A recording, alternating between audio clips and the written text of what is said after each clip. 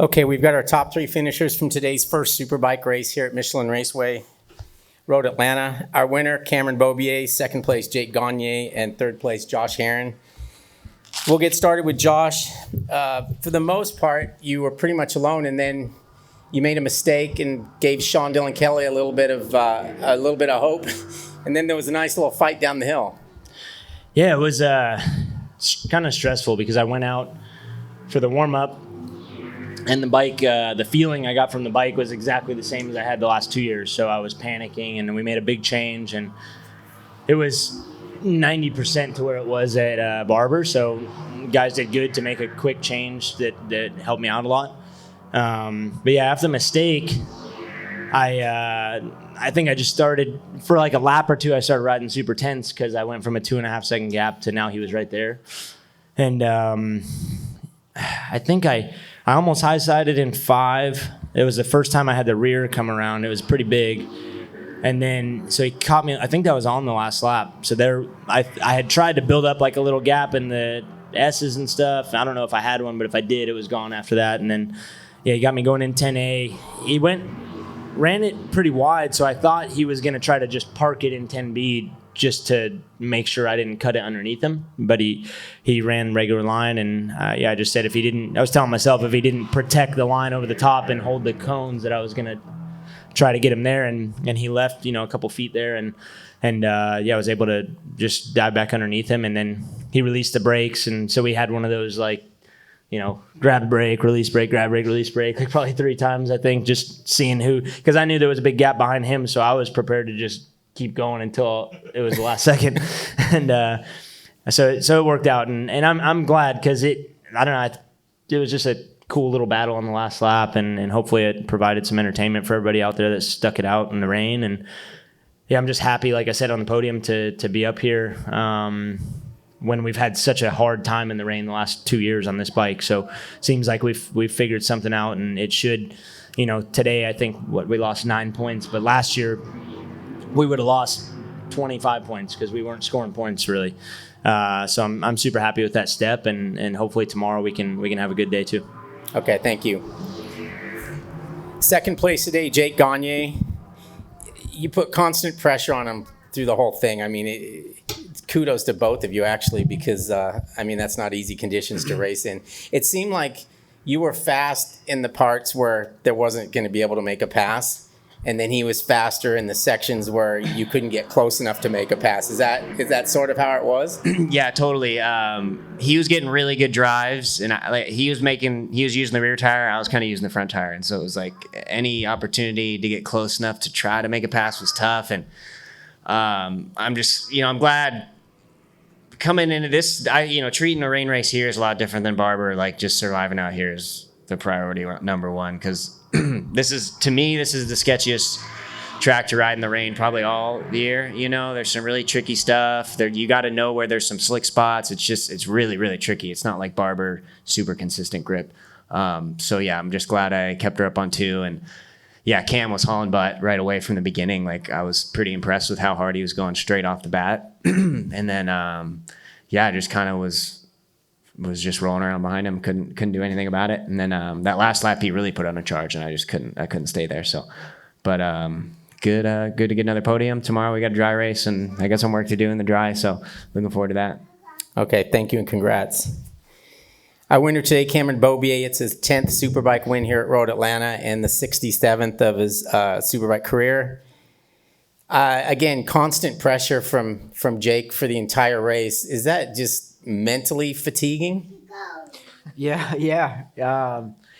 I was just trying to stay focused every part of the track because, like Jake said, there's some corners out there that'll just catch you you feel like you'll go through it the same as you did the lap before, and your front tire will push right out from under you. Down into turn 3, I knifed the front a couple times in the sighting lap session and also in the race. And then where I fell over in the sighting lap session there a couple times, I had the front kind of push around a little bit. So I definitely had my spots where I felt like I could roll around pretty good, and then other spots where I had to be really careful. And yeah, I saw a 0 on my board, and then I started just looking at Jake's pit board, and I saw our gap growing, and I felt pretty comfortable at that pace, and I knew Jake wasn't going anywhere. So I didn't try to ride over my head. I just tried to just stay in my lane, and I knew I figured something would happen towards the end, but I felt like just with how sketchy the track is, it'd be pretty tough to make any passes. I feel like it would be hard to go any faster than we were going. So I'm stoked just to get a good rain race under my belt on this bike, a good win. This is my first rain race win on the BMW, and we've had some tough days on this thing in the wet. So that felt really good to feel good on the bike.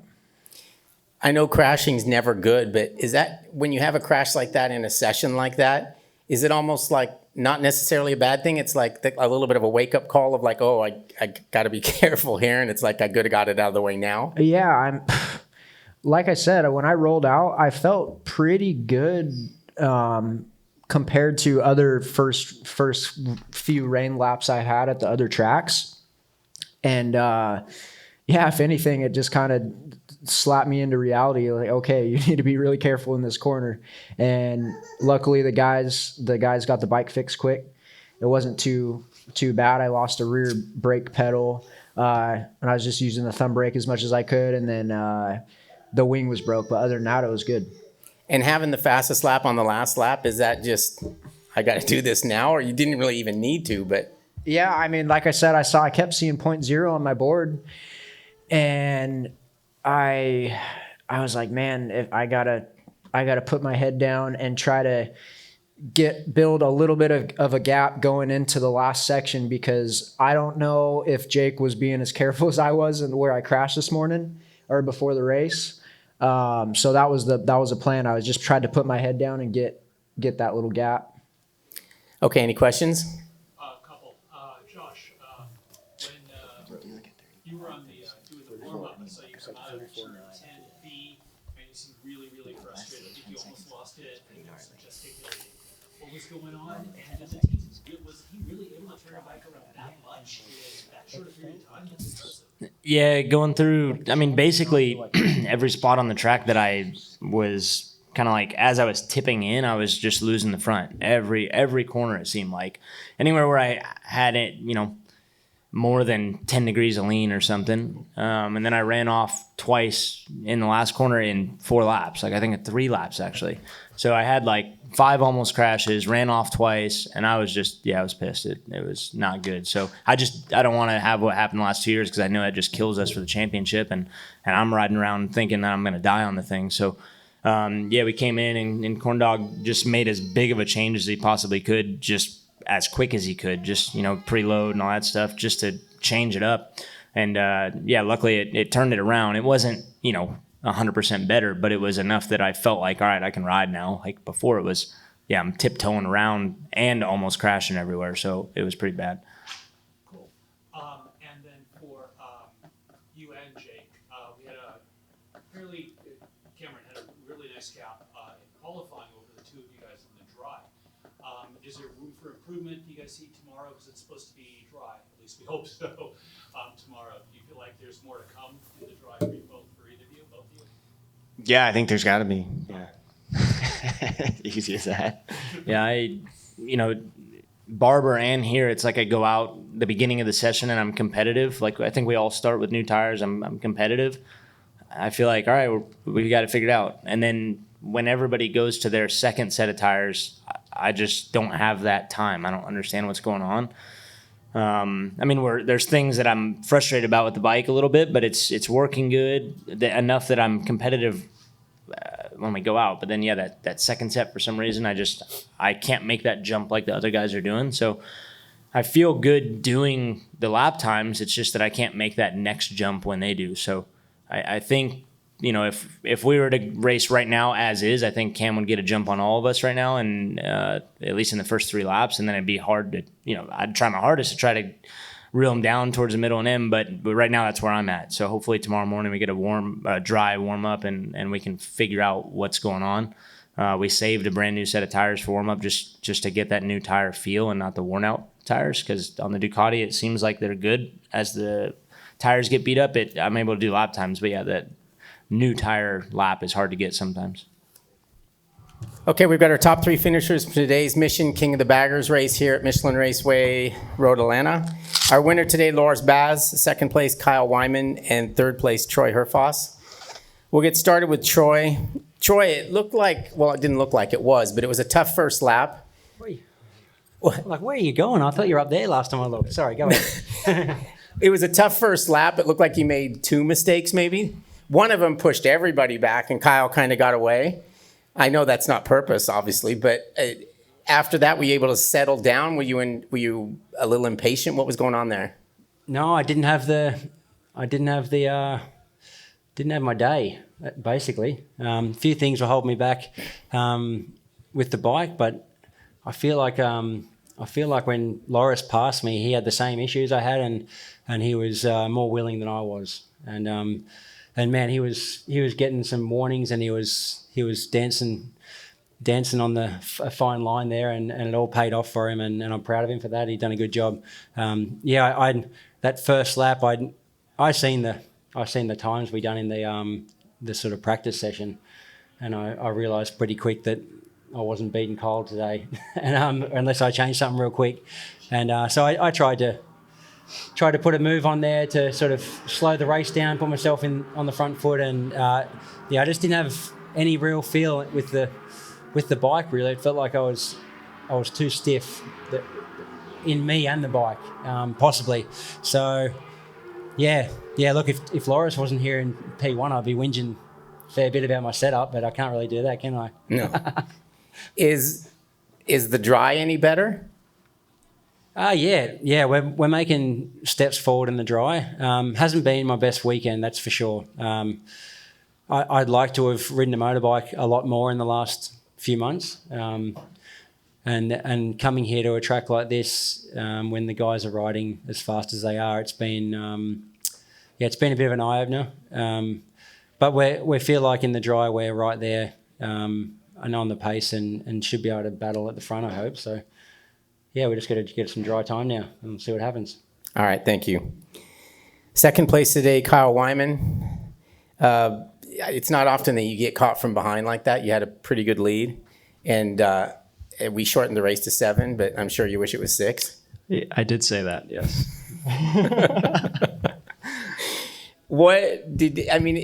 It's probably a difficult position that you're in, because you're obviously think of championship points, right? And in a rain race, you could lose quickly whatever you gained, like at Daytona. Is that part of the problem there, or the situation? Yeah, I mean, it's quite early to really talk championship. I mean, a lot of things are going to unfold over the next few rounds that could change the landscape completely. So I'm just trying to do my job, do my best work. I'm really proud of how I rode today in the wet. I'm usually a bit of a slow build, and I was able to go out and get up to speed really quickly in the familiarization that I think, from a mentality standpoint, shaped a lot of the race. So I think that was key today. And then, yeah, I got a great start. I got off. Troy came underneath me and was able to get out of turn 7 there clean. And about halfway, I thought I had the race won, but I really started to fight rear grip. And just was lighting the thing up, coming out of 7, coming up over 11 under the bridge. I felt really good on the front, but I could not get the rear end to hook up. So yeah, I kind of plateaued there. I don't know if the lap times dropped off towards the end of the race for me. I imagine Loris went faster throughout the race. I'd have to look and kind of see how it actually happened there. But yeah, he was there, and I felt like he kind of had my number. So, he came up the inside in 10. I had a pretty good look. He had a pretty big moment coming out of 10B on the last lap, and I certainly had a peak. But, knowing that the number 1 was behind me, it was best to take the 20 points and not get too crazy down into 12. When he was gaining on you towards the end, did you know it's him and not Troy? Is someone telling you that? On the second to last lap, I had to look over and saw it was him. So, and I didn't know if he was alone, but I knew it was kind of him, and I knew where it was going to happen, and it happened. You know, it's kind of how it went. And you're happy with everything going well on the dry? I mean, is that you feel good with the bike? Yeah, everything's going really well. There's still we've had a good weekend, but we've missed a bit of time on track just with some little issues with the bike. So I don't feel like I've been able to do all of the work I want to do on the dry setting. We got a couple things we can try tomorrow morning, hopefully, if we get a dry track. But yeah, I feel pretty confident after the challenge race as well that I have pace, and we'll just see what happens tomorrow. Okay, thank you. Our winner today is Loris Baz. It's his first King of the Baggers race win in his first season in the class. It's also his first day riding the bike in the wet. And it's also pretty interesting. It shows the parity of the class. Despite the fact that the guy to your right has 20 wins in the class, 10 different people have won King of the Baggers races. So that shows a lot. Anyway, congratulations with that. You obviously got to second place and could see that you were catching him. At that point, did you think it was possible, or did you think the gap was too big? Well, it went from just trying to survive to seeing that I was catching, but at the same time, I had so many moments, I don't know, I almost crashed 25 times in that race. And I had big moments on the rear, but I feel like I was controlling the rear and I was playing with that limit. But my main concern was the front. And on those 3 first laps before the race, I had a really bad feeling on the front. And yeah, I was not expecting at all to fight in front and fight for the win in that race. But then, we started, and I could see that everyone was a bit struggling. And even if I had a lot of problem on the lean angle on the front, I kind of found some lines where I was able to just brake hard straight, not lean the bike too much, and change a little bit my lines.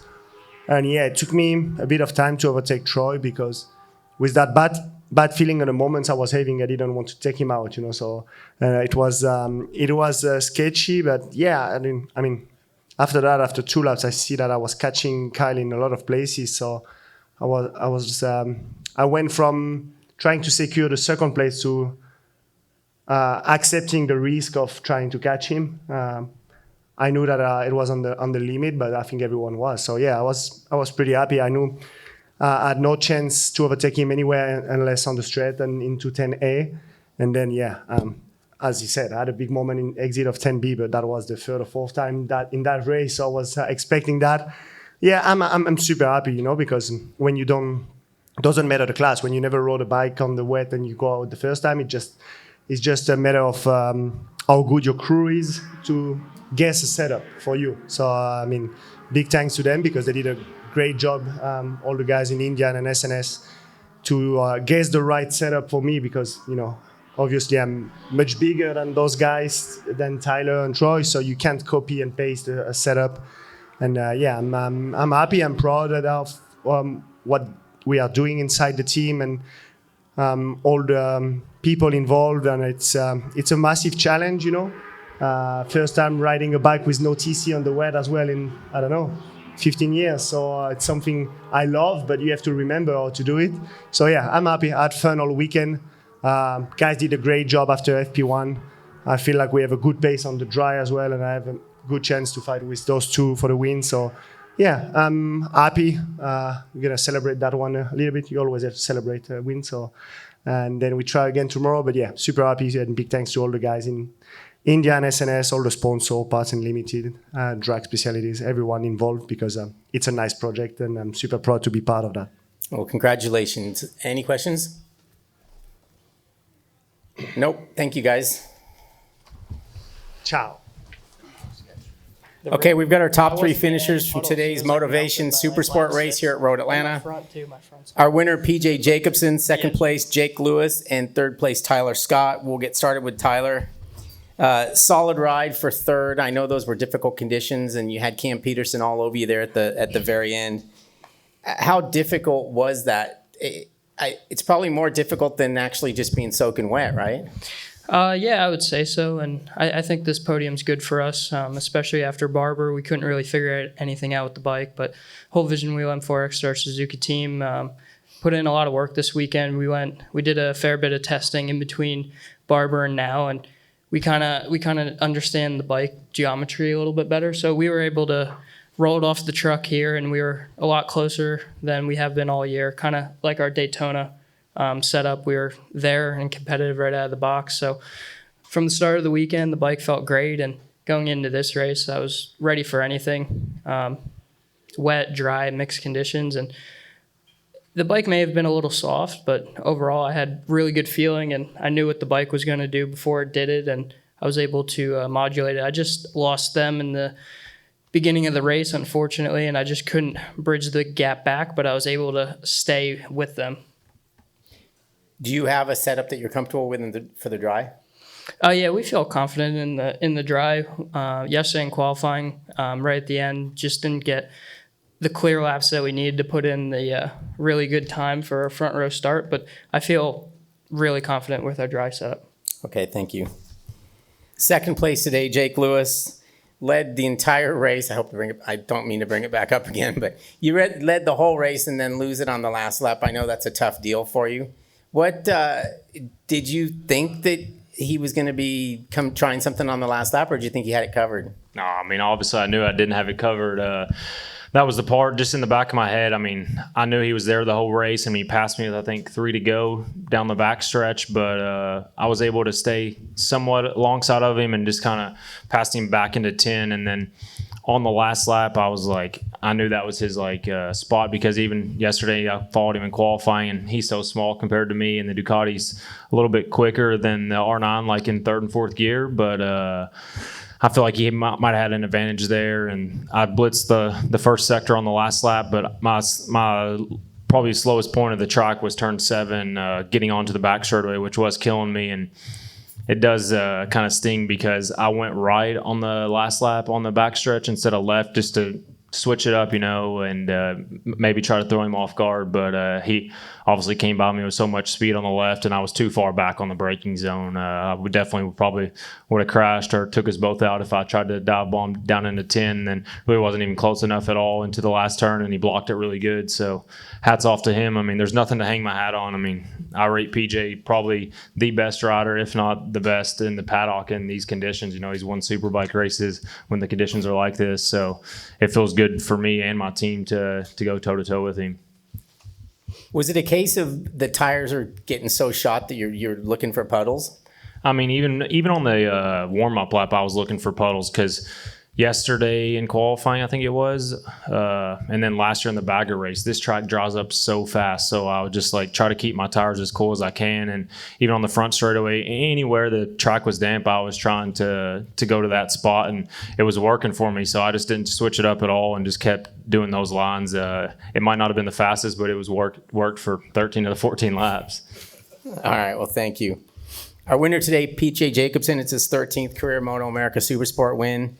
Obviously came on the last lap, as we just discussed. Did you have a last lap plan, or were you trying to do something sooner, or you were holding it until the last lap? Yeah, I seem to, with racing, I feel like that I've been, in positions where someone else is in front of me the whole time. And then you're kind of just studying them the whole race. So, Jake looked back at me a few times in the back straightaway, 1 or 2 times shaking his head. So I was just, I wanted to, give him a go at some point. But yeah, it was good. He rode really, really, really, really great. The whole thing of that race was trying to manage the tire as well, because it felt like ice. After 4 laps probably, and the track just started drying out so fast. So it was definitely slicks by probably the 4th lap. But it was a difficult race, and managing it with throttle control and stuff.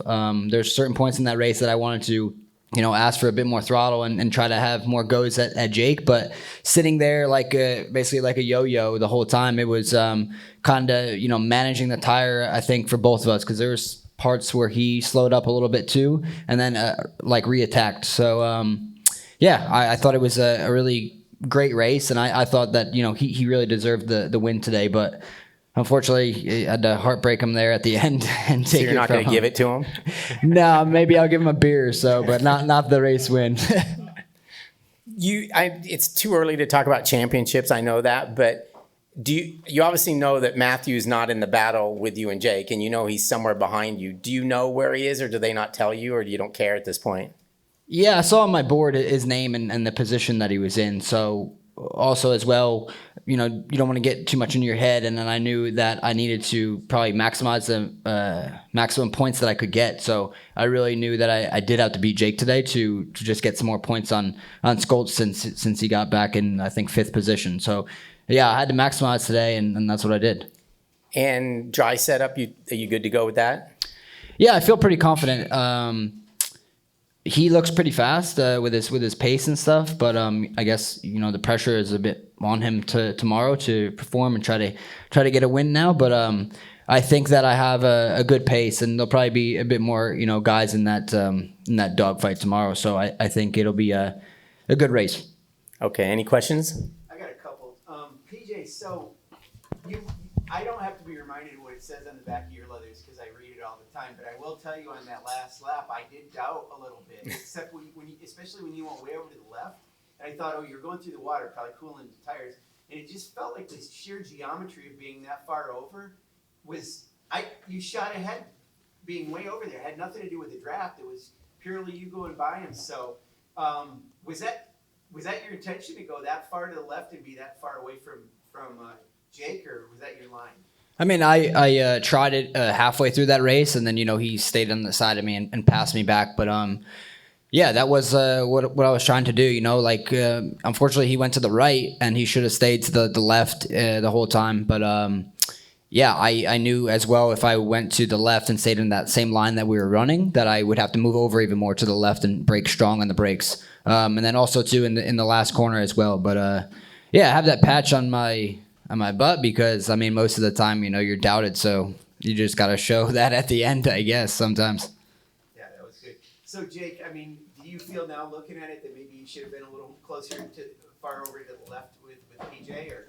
Yeah, for sure. I knew that's where he was going to attack was in turn 10, but I was hoping he would try to draft me into the right side and then slipstream me, and kind of what happened with 3 to go, I would be close enough, but I wasn't near close enough on the brakes into 10. And like I said, I followed him yesterday in qualifying, and our bike's fast in 5th, 6th gear, but he's probably 70 pounds lighter than I am, so he gets off turn 7 good, and I was a little bit too far back. That's all it was. Yeah. Follow up for you. So there are 3 teams racing the Yamaha R9, and a lot of great riders in that whole class. We talked about Skoltz, but obviously Hayes and Teague Hobbs. Do you feel good, even though you didn't win that race, about the fact that you were the lead Yamaha R9 on this brand new bike? Yeah, for sure. And I'm more proud of how much progress we've made since Barber. It was a brand new bike for me. I got a day and a half on a bone stock bike before Barber. So I showed up at Barber, first time ever riding the R9 with the motor, triple clamps, link, and we were just so far behind the 8 ball. So that was a dose of humble pie there, getting smoked all weekend. And we went testing for a day at Eagles Canyon about a week after Barber, and was actually able to try some things and mess with the bike. And my crew chief, I don't know really if anyone knows, but Jeremy McWilliams is my crew chief this year. And he's got a lot of knowledge and feedback, and has rode a lot of bikes. So he's not scared to throw the bike upside down and try different things, and definitely making progress. But as of last year, I think PJ and Matt at the beginning of this year right now have a little bit extra on the rest of us right now. But I think it'll be a heck of a fight. Tomorrow there's from 3rd back to 8th or 9th. We're all really, really tight. And here, if you can sniff the draft and stay with those guys, I feel like it'll be a good battle tomorrow. Thanks. Yeah, PJ, go. Yeah, I just want to say I don't really like Jake's attitude, because I'm hoping that Tyler and him will be there in the race tomorrow, because I don't want it to just be one and two people. That's good. Thank you. All right, guys. Thank you.